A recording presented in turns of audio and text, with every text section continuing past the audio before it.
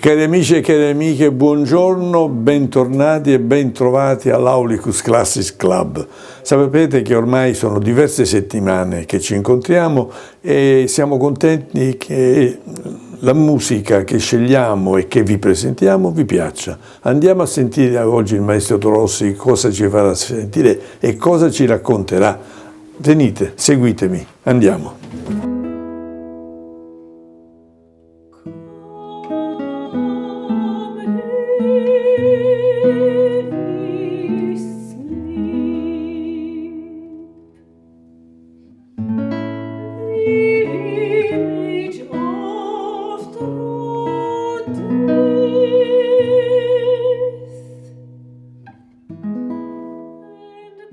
Senti, ma questo Doland... Allora, questo Doland ci costringe a fare un passo indietro, il classico passo indietro di mezzo millennio però, certo. Quasi 5 secoli, certo. Perché questo signore nasce da qualche parte delle isole britanniche, non si sa dove. In un momento di grande conflitto fra la Chiesa di Roma e quella protestante d'Inghilterra. Esatto.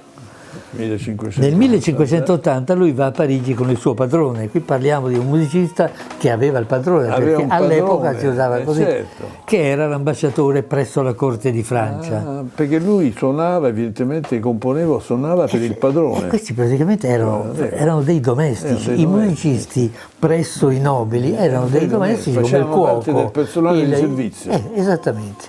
È per quello che, se tu ti ricordi, Mozart a un certo punto prese un calcio nel sedere, perché tentò di ribellarsi, disse: io non sono un cuoco, io sono un maestro Mozart. Ah sì, boom, calcio nel sedere, fuori. Certo.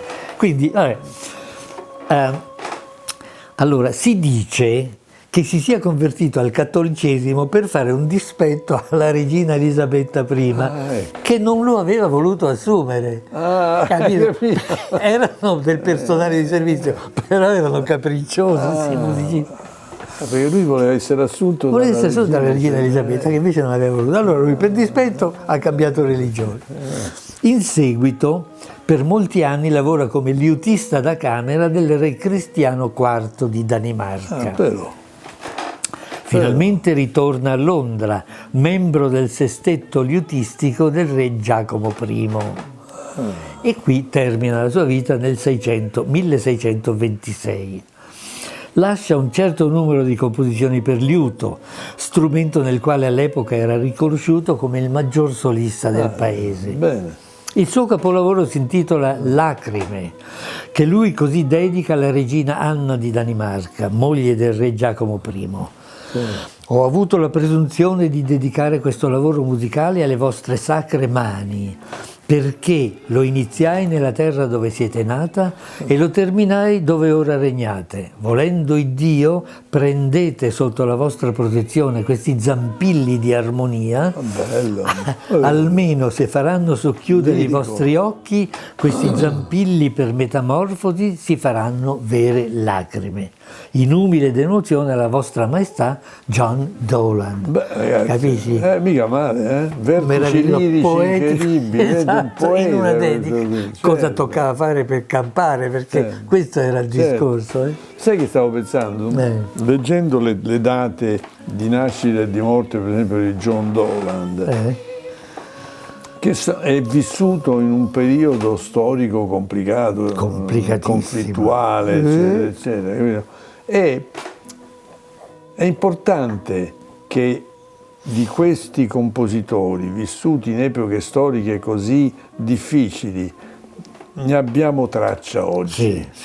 Capito? E ne abbiamo traccia oggi grazie a qualcuno che li fa studiare, che li fa scoprire, e che li fa scoprire. Certo, per esempio questo disco che abbiamo fatto contiene appunto delle composizioni di John Doland, è stato fatto perché esiste una musicologa chitarrista, una musicologa svizzera, Marie Chabey, che si è dedicata a questo tipo di musica, ha studiato chitarra presso il Conservatorio di Sion e a Ginevra e poi a Losanna, sa tutto sulla chitarra, capito? Si è andata a riscoprire perché ha studiato contemporaneamente musicologia all'Università di Lione. Allora, questa sua evidentemente passione ce l'ha dentro, e la sua capacità tecnica, perché lei poi si è specializzata con questo forse noi lo dovremmo conoscere, con un chitarrista brasiliano che si chiama Dagoberto Lignares. No, non lo conosco. Che fa parte però del giro classico. Sì, certo, capito? Non c'entra con la musica brasiliana che conosciamo noi. Certo. Però comunque è una che ha approfondito una tecnica esecutiva della chitarra classica. E più questa sua capacità, questa sua inclinazione, ha studiato appunto, ha preso un titolo, addirittura una laurea a Ginevra che è Bachelor of Arts in Musicology and English Literature, e poi un Master of Arts in Musicologia. Tutto una studiosa. Certo, è una studiosa, e soltanto lei poteva andare a riscoprire questi brani di John Lowland. E lei poi, per la realizzazione, perché qui ce ne sono 2 brani di John Lowland che hanno un testo. Certo. Allora lei cosa ha fatto? Ha contattato Sophie Graff, una soprano che io ho già sentito da qualche parte in giro, e che leggendo poi il curriculum mi rendo conto perché l'abbiamo saputo, che è un personaggio straordinario, deve essere anche lei, capito? Certo. Perché lei è non solo cantante, ma è anche arpista e avvocato. Addirittura anche avvocato. Pensa te. E ha conseguito numerosi diplomi, tra cui quelli della Guildhall School of Music and Drama a Londra, al Royal Conservatory of Scotland a Glasgow, artista di talento sostenuta da numerose strutture, come la città di Ginevra. Dall'inizio della sua carriera ha vinto numerosi premi, e qui c'è tutto un elenco di premi che vi risparmio. È stata finalista al concorso internazionale di Verviers, alla Promotion Lyrique di Parigi, apparsa in festival prestigiosi, capito? Ma tutte quante, però vedi, apparsa in festival prestigiosi, non Sanremo, ma le Rencontres Musicales d'Evian, oppure le Folles Journées de Nantes, Festival internazionale della musica a Colmar, Festival di Gstaad, ha interpretato una varietà di ruoli operistici, quindi è una cantante che aveva già di per sé una sensibilità e una preparazione per interpretare questi brani di John Lowland. Quindi questo abbinamento della Marie Chabet e della Sophie Graff è stato importantissimo, perché hanno risuscitato dal passato queste opere che altrimenti chi le 4 secoli e mezzo, 4 secoli, 5 secoli fa, chi le va... chi avrebbe potuto trovarle se non persone dedicate a questa archeologia musicale? Fra l'altro vedo che il testo è in inglese. Il testo è in inglese, capito? In inglese dell'epoca, naturalmente, che corrisponde al nostro italiano del Rinascimento. Quindi vi raccomando questo disco, perché è veramente, come si dice in gergo, una chicca, perché contiene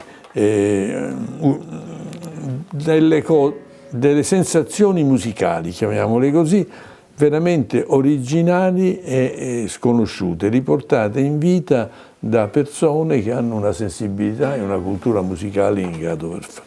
Ascoltatelo, perché è un'esperienza senz'altro piacevole.